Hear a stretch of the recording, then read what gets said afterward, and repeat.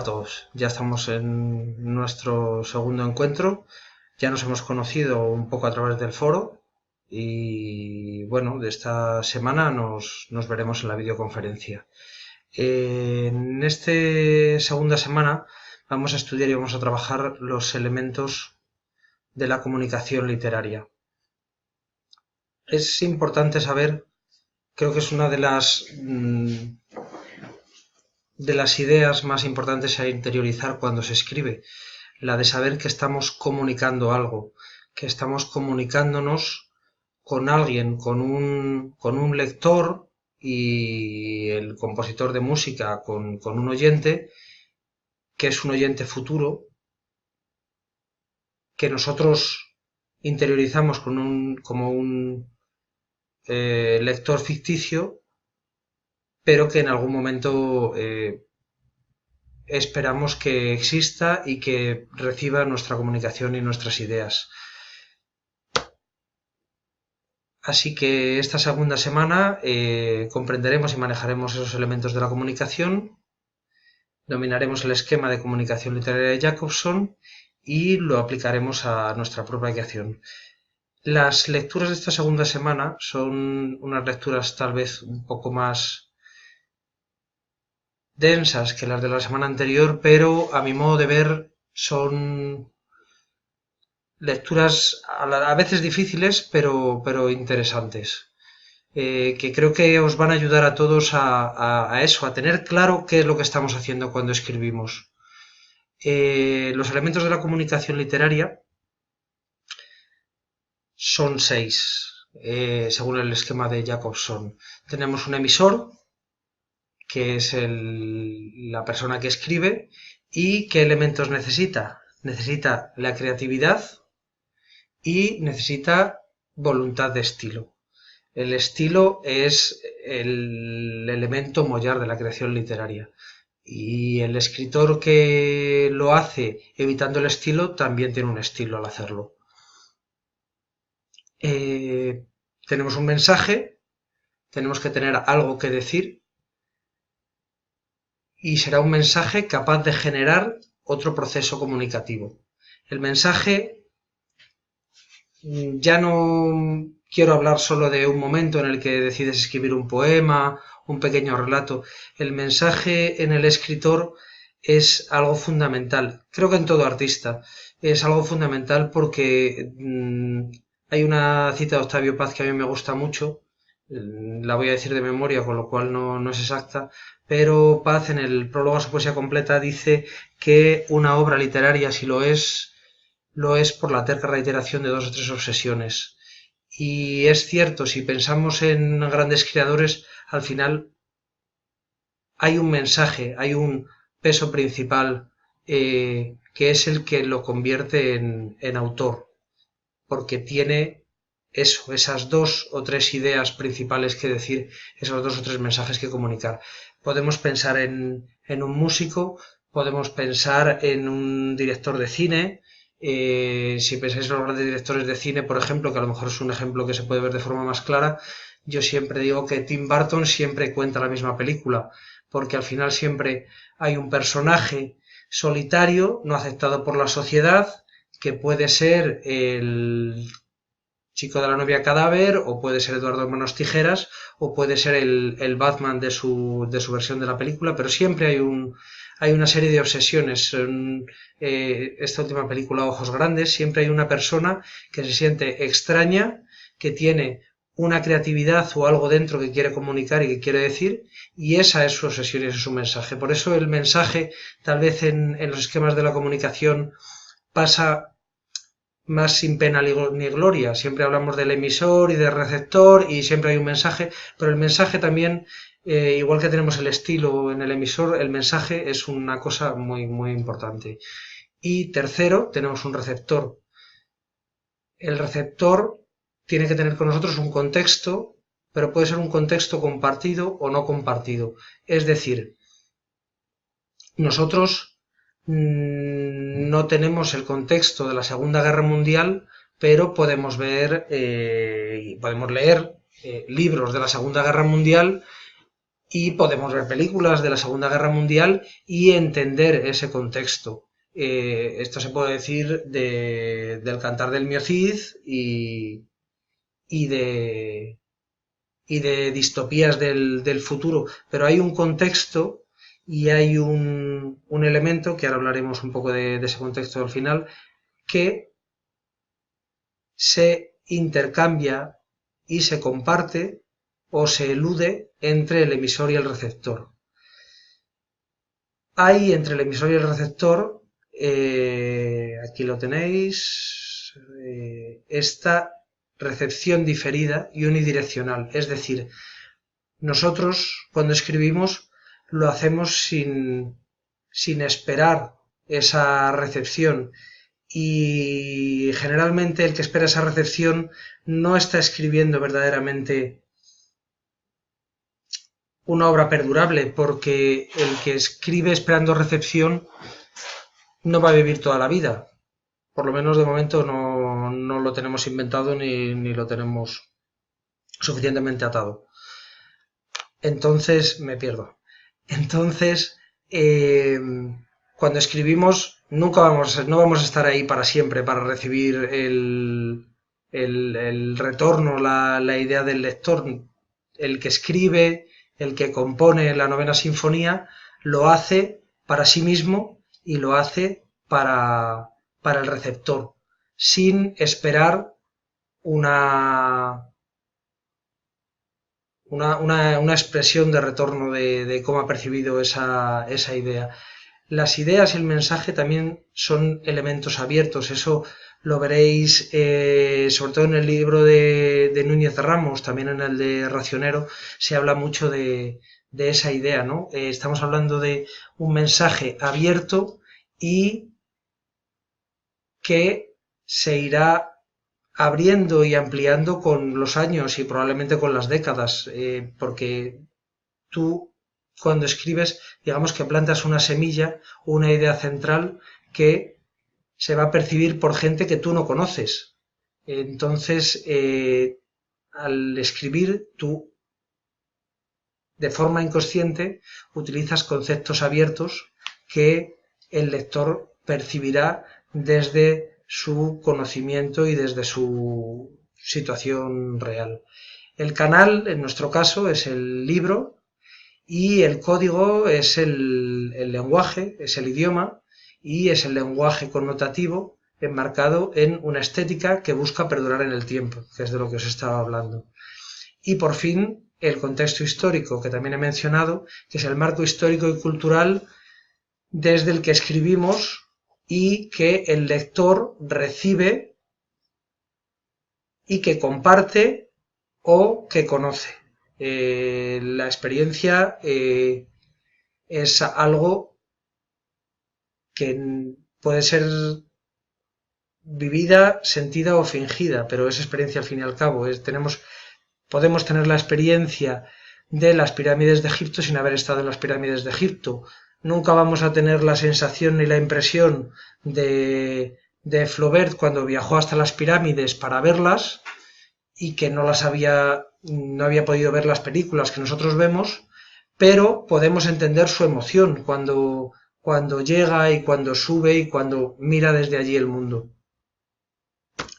El esquema de comunicación literaria de Jacobson, hemos hablado ya un poquito de todos los elementos, pero lo repasamos porque digamos que el dibujo también es el que nos aclara un poco el funcionamiento. Ese emisor, que es el escritor, el código que utiliza el estilo con el que lanza el mensaje y el receptor que lo recibe y lo decodifica desde su criterio y desde su conocimiento. El código es el lenguaje usado para la comunicación, el canal, en nuestro caso es el libro, y el contexto es ese contexto histórico del que hemos estado hablando. Ahora hay que aplicarlo. Esta frase la oí casi por accidente poniendo la televisión Cuando el rey Juan Carlos I de España, que ya no es el rey, hizo el discurso de entrega del premio Cervantes a Juan Marsé, leyó esto, que entiendo que no escribió él, pero quien quiera que le escriba los discursos al rey, a mí me resultó iluminador. Y dijo que Marsé trabaja el texto con su saber, su intuición y su memoria. Me pareció una definición muy precisa de la labor del escritor.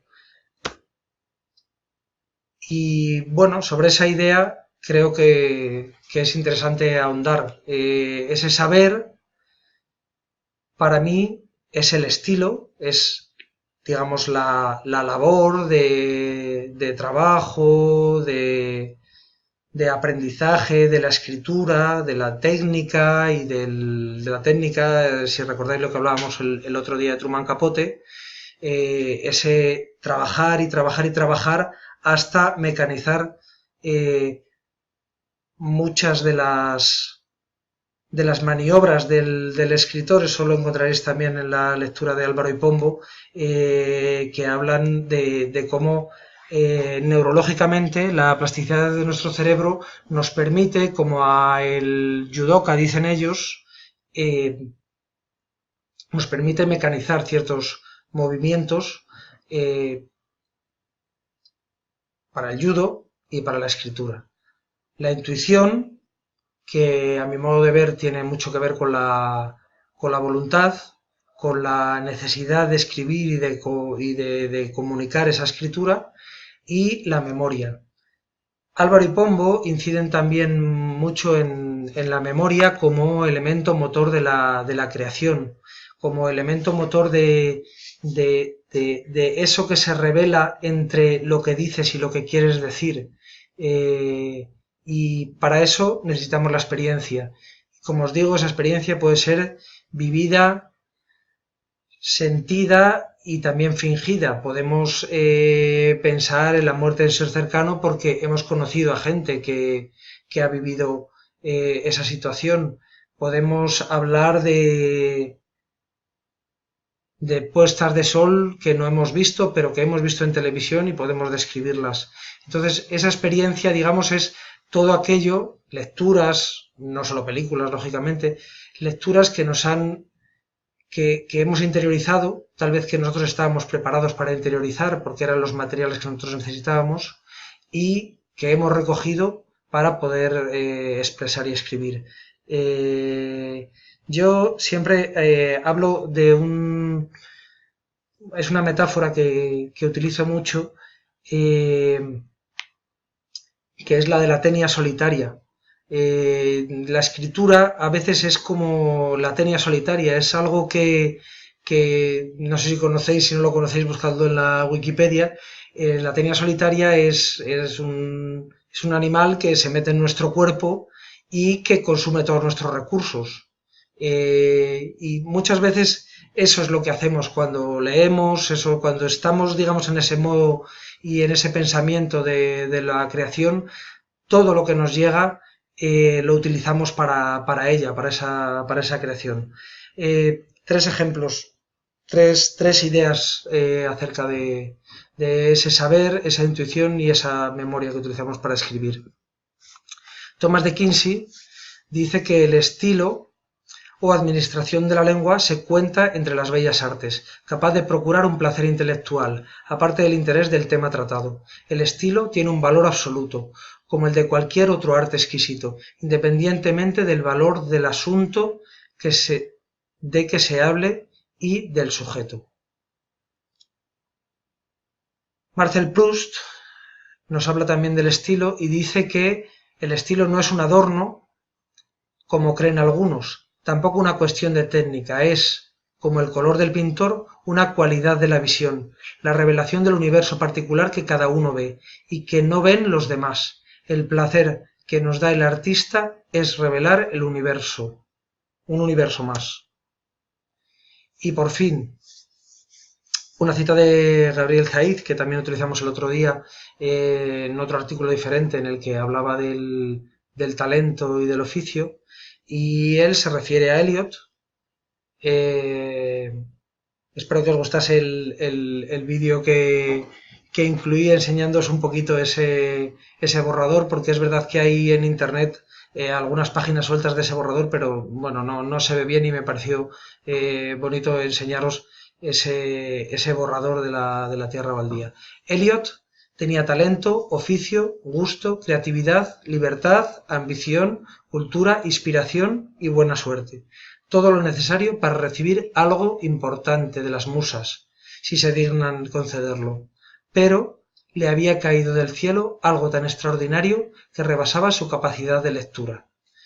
Y ahí es donde Zaid habla de la intervención de Ezra Pound y de cómo Pound, con su experiencia y con una visión más clara, reordenó, quitó estrofas completas para hacer un todo uniforme que funciona como un reloj suizo, iba a decir. Lógicamente la literatura es algo mucho más libre, es una comunicación mucho más abierta, pero es verdad que esa comunicación de The Wasteland es un elemento que funciona y que nos llega de forma abierta, pero muy directa.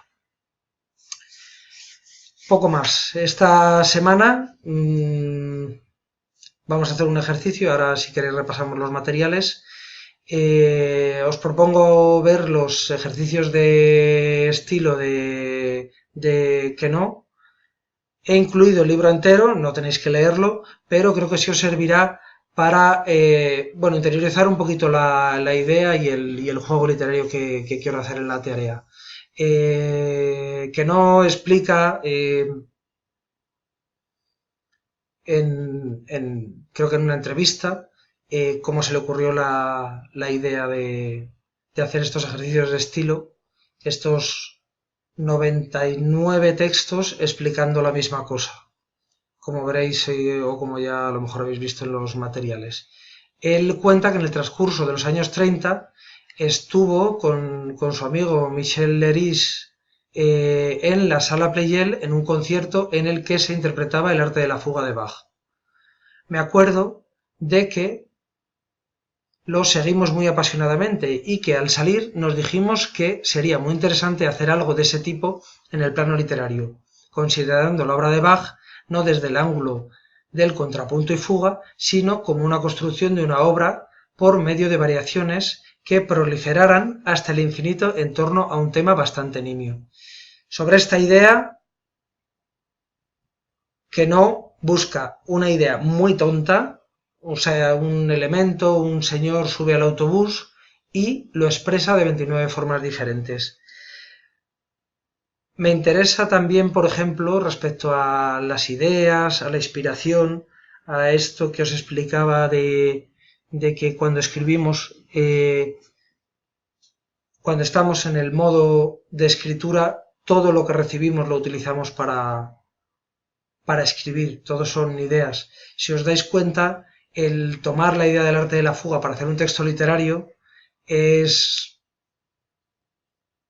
una forma de plagio, pero como hemos visto en los textos de Borges, por ejemplo, la idea original no está en ningún sitio concreto. Tal vez es la forma que tenemos de llegar a nuestra propia idea y de expresar ese mensaje del que os hablaba. Así que poco más. Los recursos, no sé si los habéis ojeado ya o no. Tenemos el esquema de la comunicación literaria de Jacobson. Tenemos el libro de Luis Racionero, me falta ahí un retorno, un espacio, del arte de escribir, y creo que es interesante, es mucho más claro que Núñez Ramos.